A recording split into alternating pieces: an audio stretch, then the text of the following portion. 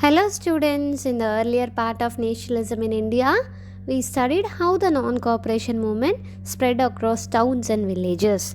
But by the early 1930s, Mahatma Gandhi felt that India now needed a new phase of struggle against the British rule.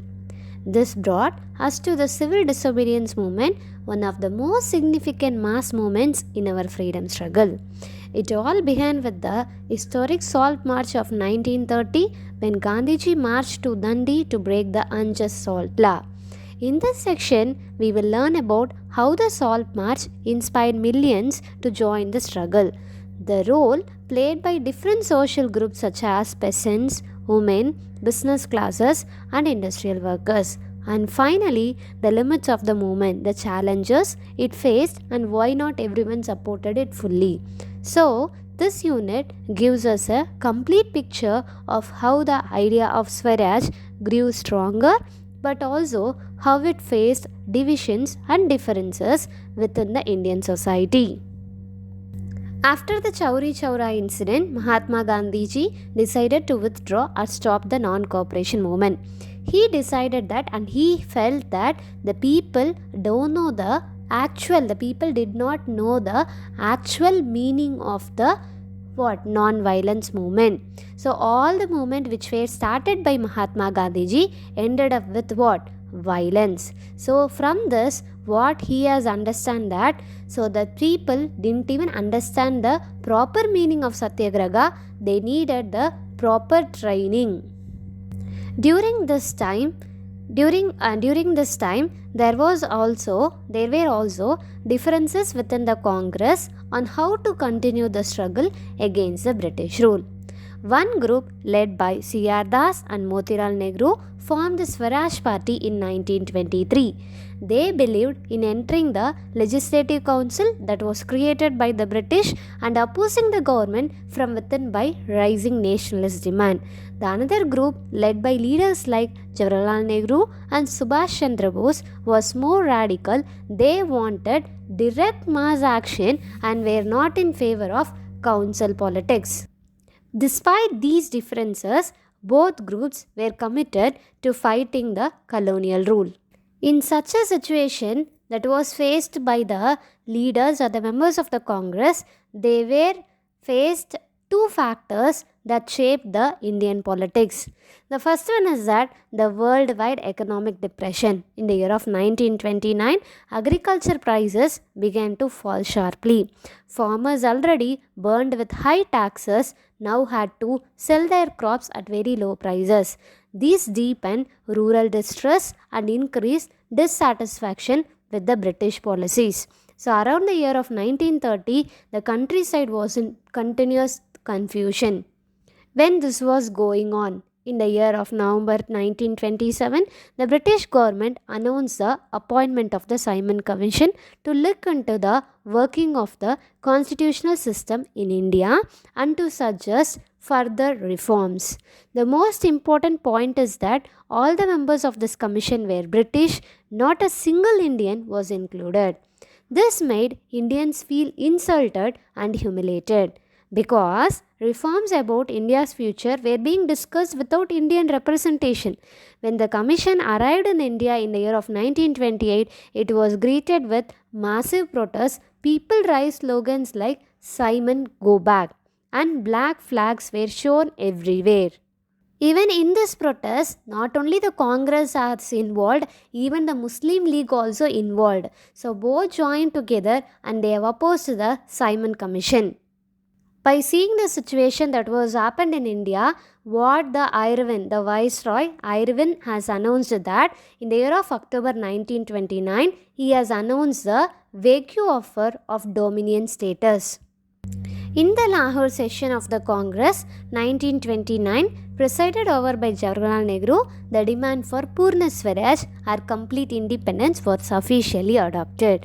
Earlier, the Congress had only demanded Dominion status, which means a self-governing status within the British Empire, like the Canada and Australia. But the British rejection of this demand forced Indians to shift towards the idea of full independence. Now, Gandhiji was ready to begin a new movement. Before he was going to start the new movement, what Gandhiji decided here is that what tool he is going to take, for what problem he was going to fight, that problem should be the common problem for every people, whether they are rich or the poor. It doesn't matter. It didn't matter over there. Actually, what was the problem faced by the common entire people in India? If he has taken that as a problem, and if he started his Satyagraha movement, definitely the involvement of the entire Indians will be there. This was the thought of Mahatma Gandhiji, and he has taken that powerful symbol or powerful problem that was faced by the Indian people is nothing but the salt law. So here, whether they are rich or poor, each and everyone need the salt in their food. Before that, Gandhiji on 31st January 1930, he has sent a letter to Viceroy Irwin with 11 demands. Some key demands were mentioned in the letter was abolition of salt tax, reduction of land revenue, cut in military expenditure, release of political prisoners. He warned that if demands were not met, he would start a civil disobedience campaign. The British refused or ignored this letter. When Irwin was not ready to accept these demands that was mentioned in the letter, so Gandhiji started his famous Salt March Satyagraha. On 12th March 1930, Gandhiji along with 78 of his followers started a march from Sabarmati Ashram to Dandi, a coastal village in Gujarat. So he has travelled 240 miles that he was covered, his volunteers covered about 10 miles a day. Wherever Gandhiji on his way, wherever Gandhiji was stopped or wherever he was stopped to take rest or to get some leisure, so there he used to preach to the people about the Swaraj. Because of this, so many people started to walk along with Gandhiji. On 6th April 1930, Gandhiji reached Dandi and broke the salt law by making salt from seawater. This act became a symbol of resistance because salt was essential for everyone, and the British monopoly, however, it was unjust. The Salt March sparked the civil disobedience movement across India. People began breaking the salt law everywhere, boycotting foreign goods and liquor, refusing to pay land revenue and taxes, resigning from government jobs, schools and councils, defying is nothing but not obeying forest laws. Even women also participated by picketing liquor shops and promoting Swadeshi goods. The movement became a mass struggle involving millions of Indians. By seeing this, the British government started to worry about this movement, and they tried to suppress the movement that were started by our Indian people. So what did they do here? So here the government officials, the British government officials started to arrest each and every leaders of our Congress. So in that, the first one was arrested is nothing but Abdul Ghaffar Khan. He was a devotee disciple of Mahatma Gandhiji. He was arrested in the April 1930. By hearing that, many people started to get anger and they started to move and fight against the British government on the streets of Peshawar. About lakh of people were arrested, including Gandhiji. Protesters were beaten, property was confiscated. Still, the movement could not be completely stopped. In such situation, Mahatma Gandhiji decided to withdraw the movement, and he entered, which means that he signed a pact with the Irwin on 5th March 1931. So Gandhi-Irwin Pact was signed. Gandhi agreed to call off the movement and attend the second roundtable conference that was held in London. The government agreed to release political prisoners and allow people to make salt for domestic use.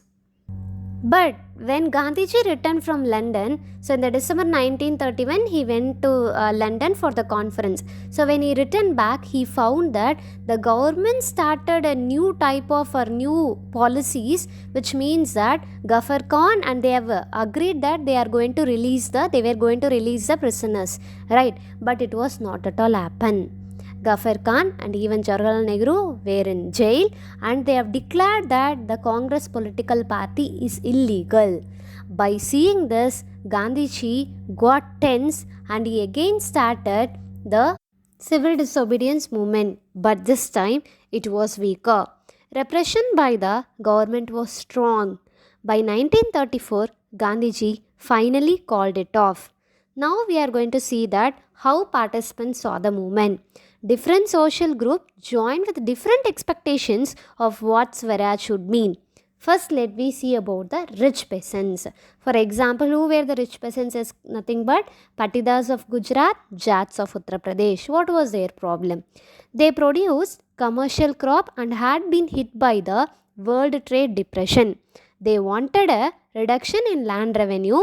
Many organized local boycotts and joined actively. But when the movement was called off in the year 1931, without revisions in revenue rate, many refused to rejoin in the year of 1932. The next group is nothing but poor peasants, or we can say tenants. They wanted rent cancellations and relief from landlords. Many joined radical movements for no rent campaign, but Congress often avoided supporting such demands for fear of alienating richer peasants and landlords. Hence, the bond between poor peasants and Congress was uneasy. Why was it uneasy? Did you understand? Actually, Congress made a good relationship with the whom? Rich peasants. If they have support to the poor peasants, the relationship between the rich peasants will get what? Affected. Because of that, they were not ready to support the poor peasant. And here the poor peasant were not asking to abolish their rent, or they don't want to. They didn't even say that they were not ready to pay the rent. They were ready to pay the rent, but they need some time to repay their rent. This is what their request. According to them, this is nothing but their Swaraj. The next thing is nothing but next category of people who have supported the civil disobedience movement was nothing but business class people, or we can say industrialists. These business class people need or wanted protection for Indian industry, such as the tariff, revenue, custom barriers, okay, tax barriers, as well as the rupee sterling issues. These two are the problems for them. These two problems should be rectified. For this only they have fought, and they have joined actually and welcomed a political change that would free trade industries from colonial control. They supported the early phase with funds and boycott campaigns, but their enthusiasm lessened when political instability threatened business or when socialism gained ground among youth. So here actually they have to organize or to join the business interests, they formed the two different organizations. One is Indian Industrial and Commercial Congress in the year of 1920, and the next one is that Federation of the Indian Chamber of Commerce and Industries in the year of 1927. So these two organizations were run by the good or the famous industrialists such as the Purushottama Das Thakudars and G.D. Birla, etc. The next category people who have joined in the movement who were called industrial workers. Workers did not join the movement uniformly. Only in the place called Nagpur and Chota Nagpur they have joined. Some strikes and local actions by railway and dock tin mine workers have taken place, and some workers wore Gandhiji caps and participated in boycott action. But the Congress generally tried to keep worker demands separate to avoid splitting support from the industrialists. How we have seen that to keep the relationship or to maintain the relationship with the rich peasant, they didn't even support the poor peasant. So same like that, even for the workers also they didn't even support. Who didn't even support? Congress didn't even support, as they had a good relationship with the business class people. At the last, the women.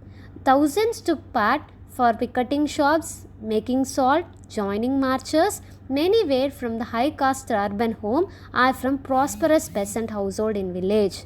Gandhiji emphasized women's role as a moral force. Their participation grew, but Congress still largely kept leadership roles only for male. Gandhiji also was saying that the duty of women was to take care of the home as a good mother and as well as a good wife. Okay.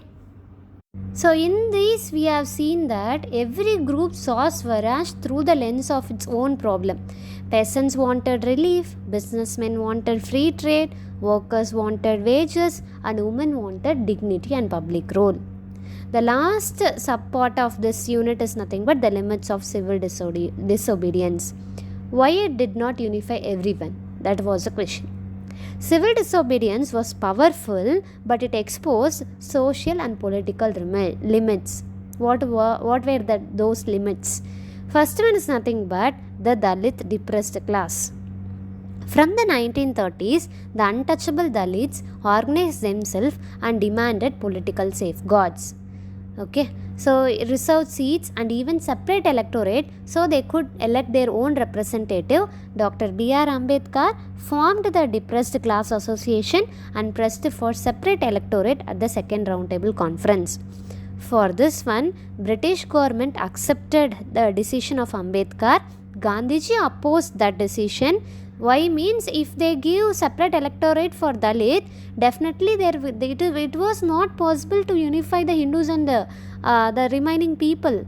Okay, it could divide the Hindu society itself. So Gandhiji began a fast unto death in protest. So under pressure, Ambedkar agreed to negotiate and the Pune Pact replaced the separate electorate with reserved seats for the depressed class to be elected by a general electorate. In the general election, they will have the seats in the parliament. Okay, the Pune Pact thus increased reserved seats but rejected separate electorate. Clear? Thing for this Dalit or depressed class people, or we can say untouchable people, the Congress didn't even support them because they were scared of about the Satnamis, which means that high caste Hindu society. But Mahatma Gandhiji was so firm, was saying that we would not achieve our independence until we are seeing this untouchability. Once untouchability is removed from our country, then we can able to see the independence or Swaraj in our country. Even to remove the discrimination between the lower class people and upper class people, even the Gandhiji himself cleaned the toilet to dignify their work, and he has organized so many movements to secure them into entry into temples, and they have access the public well. So likewise, so many things he brought out. Clear? So, but why British communal award had granted separate electorate for depressed class? Right? Why Gandhiji opposed and began fast? Pune Pact actually signed on 27 September 1932. So, agreement between the leaders of caste Hindus and the representatives of the depressed class. The pact provide reserved seat, which means that more numerous than in the award, to be filled from the general electorate, and arrangements for primary election. The pact was signed by leaders including Dr. B.R. Ambedkar, Madan Mohan Malviya, M.R. Jayakar, Rajagopalachari, G.D. Birla and others. Gandhiji fast ended shortly after he was central to the negotiation, though not a signatory in the list of names. The second community who didn't even participate in the civil disobedience is nothing but the Muslim. Many Muslims were alienated, separated after the collapse of non-cooperation and Khilafat movement. By the mid-1920s, Congress looked more visibly linked with groups like the Hindu Mahasabha, and communal tension started. As a result, many Muslim organizations were lukewarm. Lukewarm is nothing but didn't even react that much, are non-committal towards the civil disobedience program. They expected that after the Khilafat movement, they will get somewhat place, but that was not happened. Then one more person who is here, who needs a separate electorate, like how Ambedkar has asked a separate electorate for the Dalit people. So same like that, here also there was a leader who fought against for the independence of Muslim. That is nothing but Muhammad Ali Jinnah, a leading Muslim League leader, indicated he could forego separate electorate only if Muslims were given reserved seats in the Central Assembly. And fair representation in Muslim majority provinces is nothing but they need the separate electorate, and they need more number of seats where the Muslims are more high in population, such as Bengal and Punjab. But negotiations over representation was failed. Okay, so here M.R. Jayakar, who was the Hindu Mahasabha person strongly opposed these compromises in all-party conference in the year of 1928, which blocked a negotiated settlement and deepened distress. Okay, Sir Muhammad Iqbal, as Muslim League President 1930, restated the need for the separate electorate as protection for minority interests, a theme that later provided intellectual ground for Pakistan demand. This shows how communal fears limited unity behind a common Congress-led campaign. Actually, here the Jinnah thought that they are minority in our country. They thought that because of the majority group, their culture and they were fear about their culture and identity will fade away as the Hindu are in majority. This was their problem. So they have asked the separate electorate in the Central Assembly, but it was not at all accepted by the Jayakar. Let me conclude this subunit by saying the importance of this movement. Okay, civil disobedience movement. It showed the power of non-violent mass struggle. It gave Indians confidence to challenge British authority. It brought many different sections of society into the freedom struggle, though not all equally. Clear? So this was a turning point in the Indian national struggle. It began with the salt march, spread across the country and inspired millions. But at the same time, it also revealed the difference in how people understood Swaraj and the limits of unity within the movement. Clear? So I think so you have understood. Thank you.